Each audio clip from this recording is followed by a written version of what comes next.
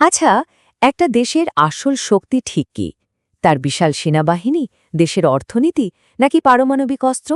ভারতের জাতীয় নিরাপত্তা উপদেষ্টা অজিত ডোভাল বলছেন, এগুলোর কোনোটিই আসল শক্তি নয়।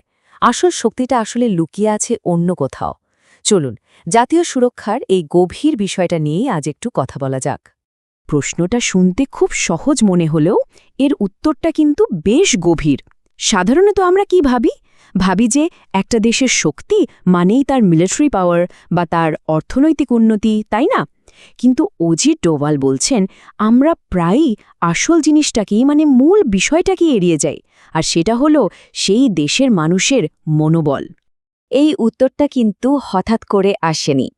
সম্প্রতি গুজরাটের রাষ্ট্রীয় রক্ষা বিশ্ববিদ্যালয়ে একটা অনুষ্ঠানে ভাষণ দিচ্ছিলেন অজিত ডোভাল, আর সেখানেই তিনি জাতীয় সুরক্ষার বিষয়ে এই একেবারে নতুন দৃষ্টিকোণটা সবার সামনে তুলে ধরেন।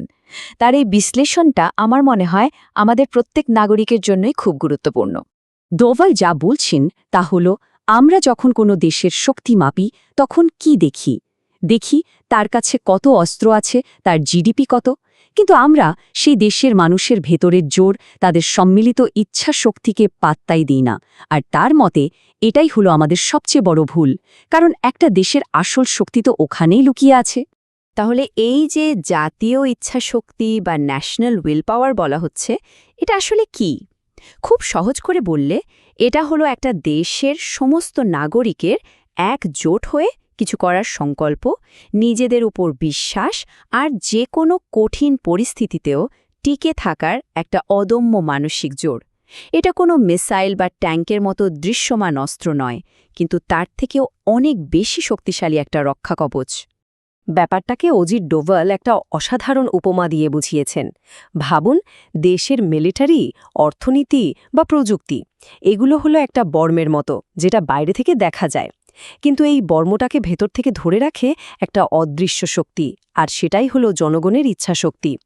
এবার ভাবুন তো, যদি ভেতরের এই মূল শক্তিটাই দুর্বল হয়ে যায়, তাহলে বাইরের বর্ম যতই চকচকে আর শক্তিশালী হোক, সেটা কি টিকতে পারবে? পারবে না, ভেঙে পড়তে বাধ্য। এটা কিন্তু শুধু মুখের কথা নয়, ইতিহাসেও এর ভুরি ভুরি প্রমাণ আছে। চলুন আমরা এমন 3টে ঐতিহাসিক ঘটনার দিকে তাকাই, যেখানে শুধুমাত্র ইচ্ছা শক্তির জোরে বিশাল সামরিক শক্তিকেও হার মানতে হয়েছিল। প্রথম উদাহরণটা হল ভিয়েতনাম যুদ্ধ। ভাবুন একবার, একদিকে আমেরিকা, বিশ্বের সবচেয়ে শক্তিশালী সামরিক বাহিনী, যাদের কাছে এমন সব টেকনোলজি যা কেউ ভাবতেও পারত না।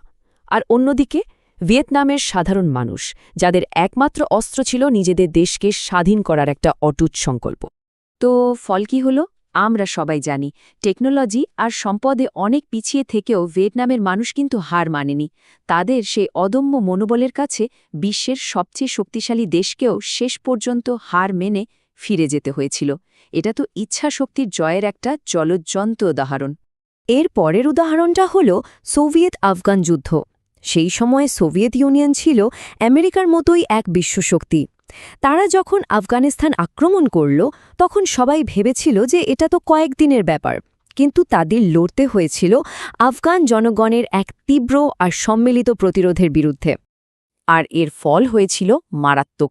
আফগানদের সেই ইচ্ছাশক্তির সামনে সোভিয়েত ইউনিয়নের মতো দেশ একটা লম্বা যুদ্ধে জড়িয়ে পড়ল, যা তাদের অর্থনীতি আর সামরিক শক্তিকে ভেতর থেকে একেবারে ঝাঁঝরা করে দিয়েছিল।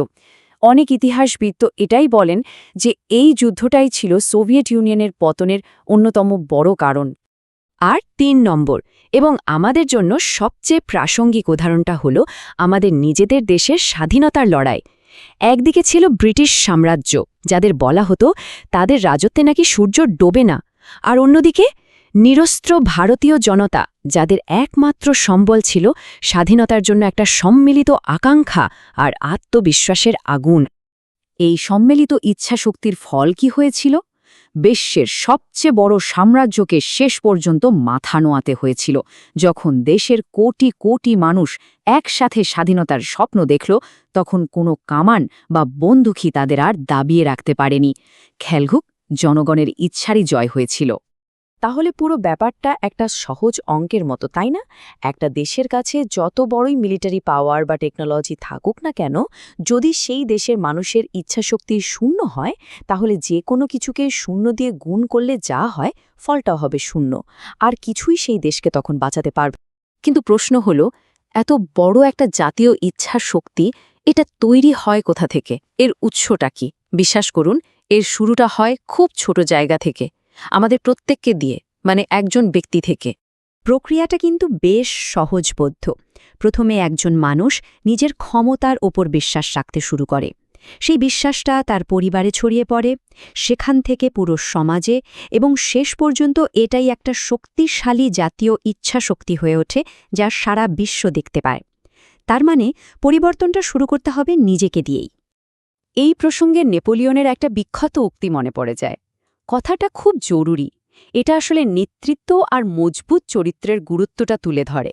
একজন শক্তিশালী নেতা বা একটা মজবুত আদর্শ সাধারণ মানুষের মধ্যেও কিন্তু অসামান্য শক্তি জাগিয়ে তুলতে পারে, আর সেই শক্তি যে কোনো প্রতিপক্ষকে ভয় পাইয়ে দেওয়ার জন্য যথেষ্ট।